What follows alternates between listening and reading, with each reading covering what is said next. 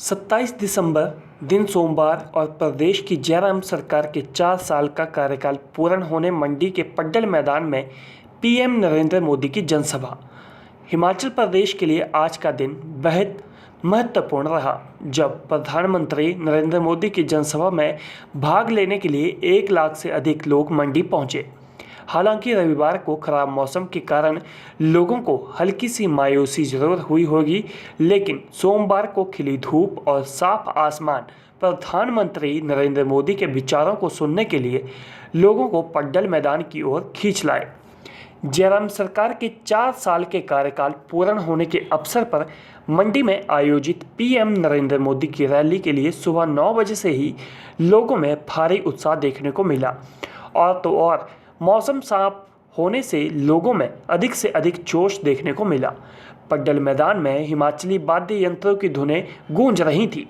प्रदेश के विभिन्न क्षेत्रों से लोग अपने पारंपरिक परिधानों में सज धज कर यहाँ पहुँचने लगे।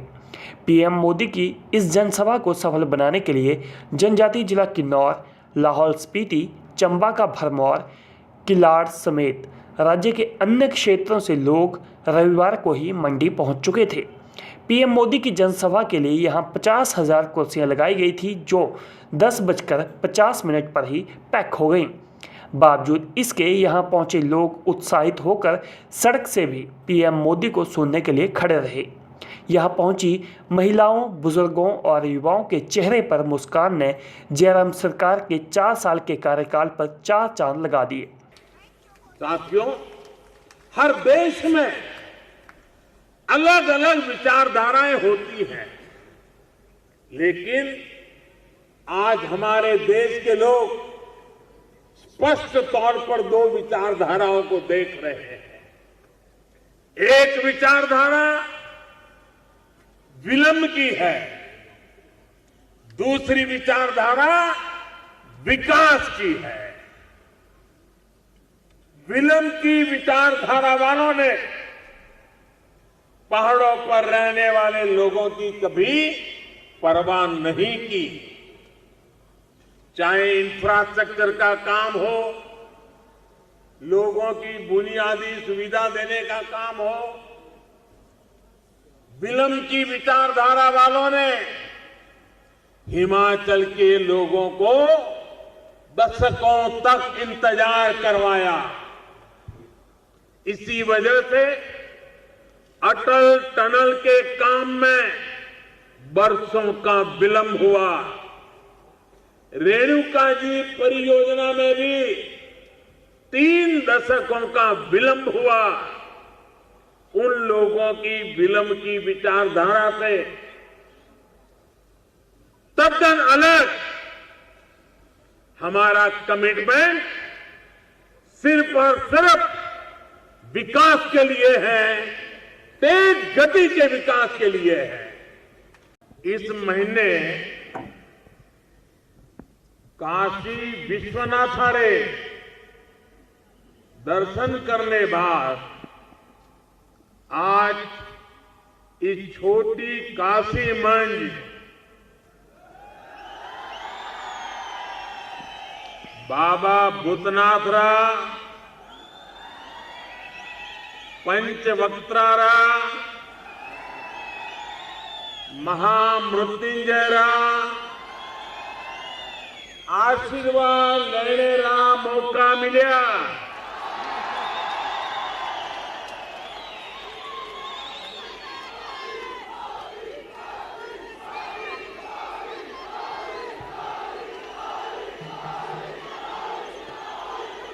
देवभूमि रे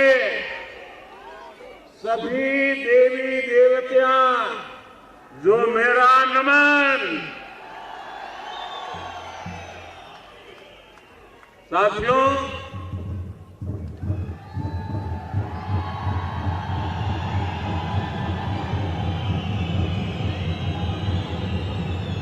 हिमाचल से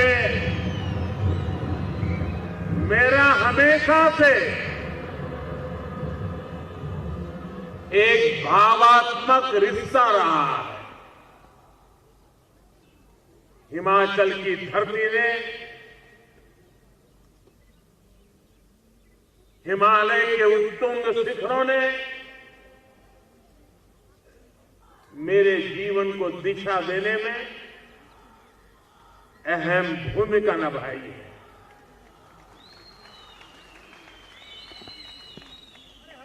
और आज मैं जब आपके बीच आया हूं और मैं जब भी मंडी आता हूं तो मंडी दी सेपू बड़ी, कचौरी और बदाने रे मिठा की याद आ ही जाती है। सेवा और सिद्धि के इन 4 सालों के लिए हिमाचल के जनता जनार्दन को बहुत बहुत बधाई देता हूं। और इतनी बड़ी तादाद में और ऐसी कड़ाके की ठंड में हम सबको आशीर्वाद देने के लिए आना, इसका मतलब ही है कि इन 4 साल में हिमाचल को तेज गति से आगे बढ़ते हुए आपने देखा है। जयराम जी और उनकी परिश्रमी टीम ने हिमाचल वासियों के सपनों को पूरा करने के लिए कोई कोर कसर नहीं छोड़ी। भाइयों बहनों, हिमाचल के लोगों के स्वास्थ्य की चिंता थी, इसलिए दूर दराज के क्षेत्रों में भी कष्ट उठा करके भी सबने वैक्सीन पहुंचाई। ये हमारा सेवा भाव, लोगों के प्रति दायित्व का एहसास। यहां सरकार ने लोगों के विकास के लिए अनेक नई योजनाओं को लागू किया है और केंद्र सरकार की योजनाओं का भी बेहतर तरीके से विस्तार कर रहे हैं। ये दिखाता है कि हिमाचल सरकार को लोगों की, गरीबों की कितनी चिंता है। 7 दशक में 7 लाख, कितने? 7 दशक में कितने? जरा उधर से भी आवाज आए, कितने? 7 दशक में 7 लाख। और हमने 2 साल में दिए 7 लाख और नए। कितने दिए?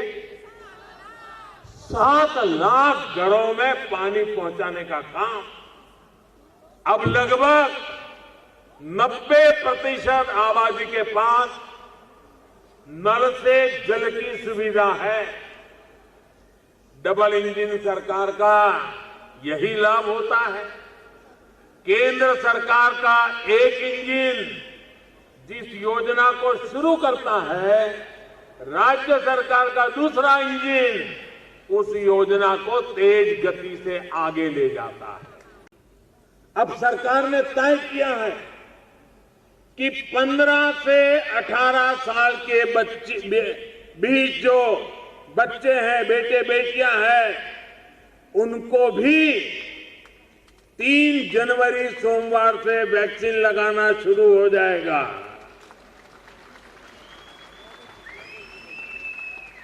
तीन जनवरी सोमवार से अभियान शुरू होने वाला है।